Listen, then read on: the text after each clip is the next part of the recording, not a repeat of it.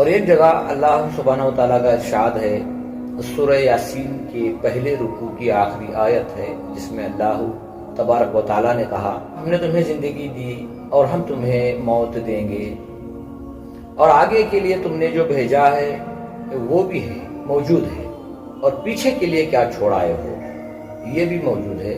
وَكُلَّ شَيْءٍ أَحْصَيْنَاهُ فِي إِمَامٍ مُبِينٍ، یعنی تمہاری ہر شے کو، ہر عبادت کو ایک کتاب میں درج کر کے رکھا گیا ہے۔ تو اس سے معلوم ہوا کہ مومن کی جو زندگی ہے وہ حقیقت میں دائمی زندگی ہے۔ تو انسان کو چاہیے کہ اس یقین سے کہ مجھے اس دنیا سے ایک دن رخصت ہونا ہے، تو اسے اچھے کام، عبادت، سخاوت جو بھی ہے اس کو کرنا ہے، اور پیچھے کیا چھوڑائے ہو، یعنی تمہاری جو آل و اولاد ہے وہ اگر ایمان والی ہے، اعمال والی ہے، تو اس دنیا سے جانے والوں کے لیے بھی اس میں سے اجر و ثواب ملے گا۔ اور دوسرا، جو مال آپ نے چھوڑا ہے، کیا آپ کا اگر وہ مال جائز ہے، حلال طریقے سے کمایا ہوا ہے، وہ مال آپ کا جہاں بھی خرچ ہو رہا ہے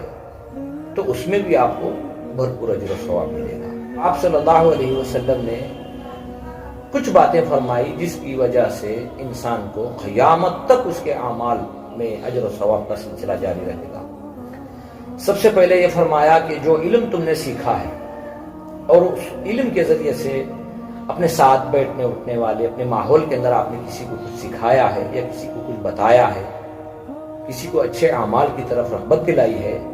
تو انشاءاللہ اس کا اجر و ثواب قیامت تک جاری و ساری رہے گا۔ اور دوسرا کہا، اگر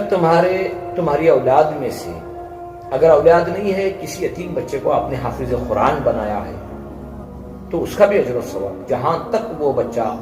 قرآن کی تعلیم دیتا رہے گا تو اس میں سے تمہیں بھی اجر و ثواب جاری و ساری رہے گا۔ اور تیسرا کہا، جہاں کہیں مسجد تعمیر ہو رہی ہو وہاں پر اگر آپ کا مال لگ جائے، اگر آپ کے پاس مال نہیں ہے تو وہاں آپ کا وقت لگ جائے، تو اللہ تعالیٰ اس کا بھی اجر و ثواب آپ کو ہمیشہ جاری و ساری رکھے۔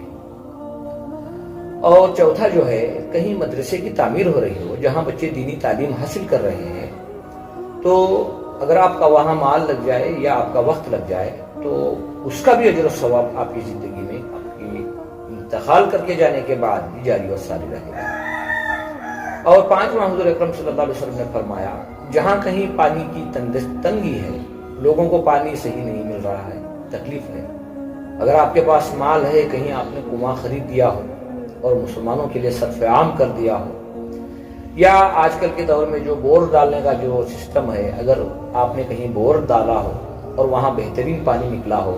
اور آپ نے مسلمانوں کے لیے وہ پانی کو صرف عام کر دیا ہو کہ بھی مسلمان جو کوئی بھی اس پانی سے فائدہ اٹھا سکتے ہیں، تو اس کا بھی اجر و ثواب آپ کے کھاتے میں چلتا رہے گا۔ اور آخر میں ہمارے پیارے آقا صلی اللہ علیہ وسلم نے فرمایا، اپنی زندگی میں جو اعمال کرتے ہیں یا صدقہ کرتے ہیں یا خیرات کرتے ہیں یا جو بھی نیکیاں آخرت کے اعتبار سے جو تم نے اپنی خود کی زندگی میں کی ہیں، تو انتقال کے بعد بھی اللہ تعالیٰ اسی پرسنٹیج کے حساب سے آپ کے کھاتے میں اجر و ثواب کرائیں، کیونکہ اللہ خود فرماتا ہے، فَاذْكُرُونِي أَذْكُرُكُمْ، جو لوگ ہمیں یاد کرتے ہیں ہم انہیں یاد کرتے ہیں۔ تو بہتر ہے دین کا علم سیکھنا اور سکھانا ایک بہت بڑی عبادت ہے، اور جہاں کہیں بھی لوگ یہ سلسلہ چلا رہے ہیں سیکھنے سکھانے کا، تو اللہ تعالیٰ ان کے اس کام کو قبول فرمائے اور ان کو دنیا اور آخرت کی بھلائیاں نصیب فرمائے۔